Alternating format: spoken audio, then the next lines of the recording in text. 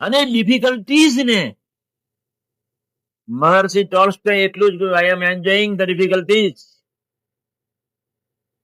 આપણે તો વાતમાં નપા, I am always enjoying difficulties. We must always enjoying we must be. કોઈ ડિફિકલ્ટીઝ ને તમે એન્જોય કરો.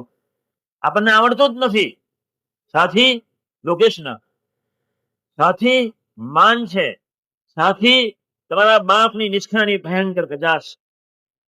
દુનિયા પર એક જ સાધુના હૃદયમાં વસવા જેવું છે, કોઈના હૃદયમાં સ્થાન લેવા જેવું નથી. માસ ઇઝ ઓલવેઝ ફિકલ.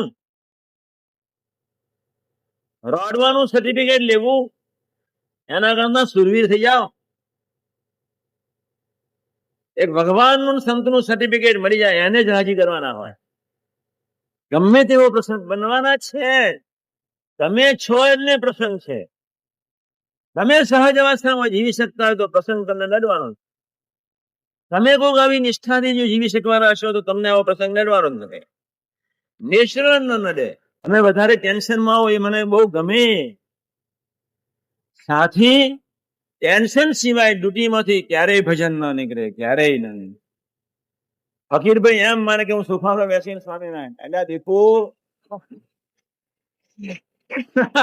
આવતા જન્મે આવજો, આવતા જન્મે આવજો. સોફા પર બેસીને ભજન કરનારા આવતા જન્મે આવે એ વાતમાં જ માલ નથી. અહીંયા જોઈએ ઊંડાણમાં મૂંઝવણ જોઈએ, ઊંડાણમાં ટેન્શન જોઈએ, ઊંડાણમાં તમારી પર ભીખડો પડવી જોઈએ, તમારી પર હિમાલય પડવા જોઈએ. નથી નાખતા મહારાજ, કૃપા છે એની, તમને બહુ ભજવતા નથી. આ તો સામાન્ય માર બેઠું ઊંધેડું આવ્યું, સ્વામી સ્વામી સ્વામી. એટલે શું થયું? પણ સ્વામીજી ઊંધેડું આવી ગયું. સ્વામી વાતમાં થાય એના બાપના વારાની એની પર જાણે આખો હિમાલય પડ્યો એવી રૂમમાં બેસીને વાત કરે.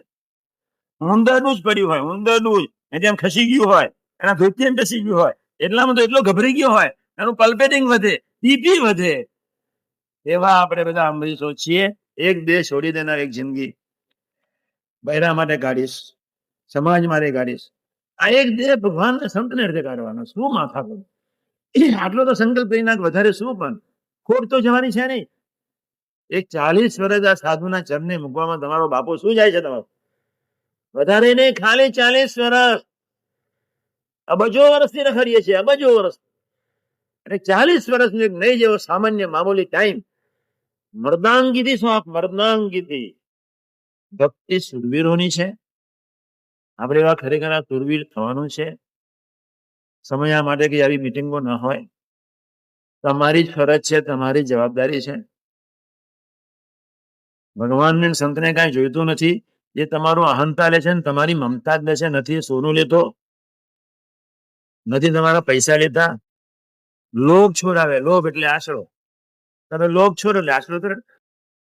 ગ્રહસ્થની વારંવારી લક્ષ્મી લોભ એની ક્રેડિટ. લોભ છોડવો જ પડે. જેનું વારંવારું સોનું એને છોડવું જ પડે.